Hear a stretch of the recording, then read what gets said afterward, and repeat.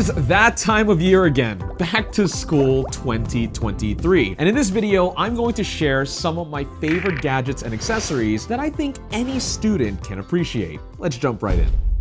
First up, we gotta start off with the bag that's literally going to carry everything I talk about in this video. And that's the Pop Quiz backpack from Herschel. If you're interested in this item or anything else I'm talking about in this video, the links will be in the description below. But honestly, the Pop Quiz is one of those products you really can't go wrong with, both in looks, functionality, and price. It has a look that's tried and true, with plenty of colors to choose from to match whatever vibe you're going for. Plus, the outer material is durable and waterproof, so it'll last a long time. There are a handful of exterior pockets that allow for easy access to things like your keys, stationery, or small odds and ends. Then, past the main zipper, you get 22 liters of open storage with a padded sleeve for up to a 15-inch laptop. It's plenty of space for books, clothes, water bottles, basically any loose items that you might need throughout the day, all for around $60. I've actually owned a few of these backpacks over the years, and I particularly love that you can fill it up to the brim without it looking too big or bulky. And for heavier payloads, the shoulder straps are pretty padded as well. If there are any downsides to this bag, it's that there's not a lot of built-in organization, especially in the main pocket, which is why I recommend getting a tech pouch like this one from ProCase. Okay. It's okay, buddy. We all have those days. These are nice to have because they offer lots of options and flexibility to stow all of the little things that can often clutter our backpacks. Things like cables, accessories, peripherals, even mice and headphones. And this particular case even has Velcro dividers that you can use to customize it any way you want. It's really neat. Typically, I don't like carrying any bag without a hanger, and this one from Clippa lets you hook your bag onto any railing or flat surface. Not only does this keep the bottom of your bag from hitting the ground, which can ultimately get it dirty and can get onto your clothes, but it also makes it easier to access your bag while seated at a table or desk. And for those times when you happen to leave your bag somewhere by accident, stowing a smart tracker like an AirTag or Chipolo inside can give you some peace of mind. I actually left one of my bags on a train in Tokyo a couple of years ago and had a tile on it, and used that to ultimately find it 3 hours later. It was quite an ordeal. We can't do a back-to-school video without mentioning laptops, and students kinda need a little bit of everything in their day-to-day device. There are a handful of options out there, but I narrowed it down to 2.5. My first recommendation is the tried and true 13-inch M1 MacBook Air. At around $750, it's hard to argue with an Apple Silicon Mac, even if this base machine is pretty bare bones. With 8 gigs of RAM and 256 gigs of SSD storage, it's perfect for light productivity, aka browsing the web, some graphic design work, and media consumption, no matter where you are. Though in this scenario, I'd recommend getting an additional external SSD, like this 1TB SanDisk Extreme, so that you can store more stuff. They're pretty fast, hitting around a gigabyte of read and write speed, and only cost around $80. Other reasons why you might want this 13-inch M1 MacBook Air: the display, while not high refresh rate, yields some of the best color accuracy you'll find at this price point. Also, the battery life on these things are especially great for longer days away from the plug, and generally speaking, there's a charm to how simple and well optimized Mac OS is. Above all else, Apple supports their Macs for a really long time, so odds are this machine will last you a few years. Now, if you're planning on doing more with your laptop, like video editing, and have more money to spend, on the Apple side, you can spec up to an M2 MacBook Air with 16 gigs of RAM and maybe 512 gigs of storage for better hardware and extra horsepower. Or you can get a PC for extra flexibility, especially if you want to do a little bit of gaming. There are plenty of options to choose from, but the one that caught my eye in particular is this, the Acer Swift X. Now, technically this is billed as a creator laptop, which means it has mature, understated Oh yeah, I said the word right. Okay. He used to call me in college. Wow. Now, technically, it's billed as a creator PC, so it has a mature, understated aesthetic to it, and it also doesn't look like it came from Optimus Prime's butthole. This SKU has an Intel Core i5-13500H, an RTX 3050, 16 gigs of LPDDR5 RAM, and a 512GB PCIe Gen 4 SSD. Try to say that twice. All this to say it has a healthy amount of performance for anything from basic productivity all the way to more graphic-intensive tasks like 4K video editing. It also manages to stay relatively small and thin as a 14-inch laptop, which means it's easy to carry around. My elbow's cracked. So your gaming skills. All that Valoranting.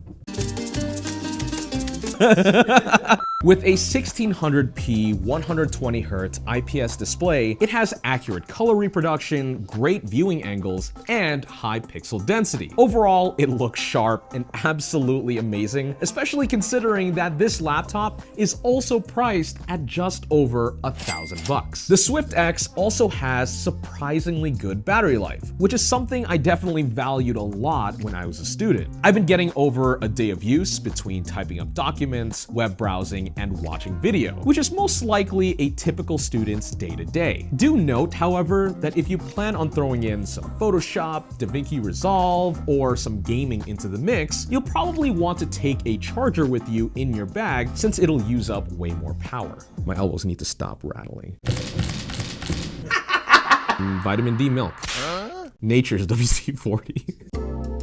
Best of all, because it has good specs, namely a dedicated GPU, the Swift X also has decent gaming chops when all the work's done. When plugged into power, esports titles like Valorant easily take full advantage of the display at 1600p and with a consistent 120 FPS with mostly maxed out settings. Then move to AAA titles, and it'll handle them with moderate settings at 1080p, which looks plenty good considering the relatively small screen size. Just note that a side effect for the Swift X's small size is tricky thermals in very demanding tasks. I haven't observed much throttling in my experience, but the laptop can get hot and loud when playing games and exporting video. Outside of that, in lighter load, it's pretty quiet and efficient. So just keep that in mind if you plan on doing absolutely everything with this computer.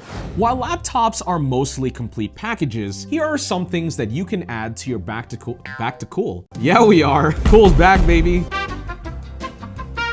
Here are some things that you can add to your back-to-school setup that can help improve your quality of life. You can always use your laptop keyboard for anything in a pinch, but if you want to game, you'll need a mouse. And the Razer Orochi V2 Wireless is great if you want something that's light, durable, and small enough to take around. At less than 60 grams, it's easy and quick to maneuver, which is especially nice for tracking in FPS games despite the small size. There are also 2 programmable buttons on the side, and there's no cable to worry about since it works over 2.4 gigahertz or Bluetooth. Best of all, Razer claims up to 950 hours on a single charge. Holy shit. Great value. It's so good you'll rarely have to think about charging it up. Next up, a good pair of noise-canceling headphones are a non-negotiable for me. They can help you focus in loud environments or simply give you high-quality sound where speakers might be a no-go. So that's where the CH720N from Sony come in. I actually managed to get these from Amazon for under $100, which is pretty wild, but even at their regular MSRP of $150, these are still a steal.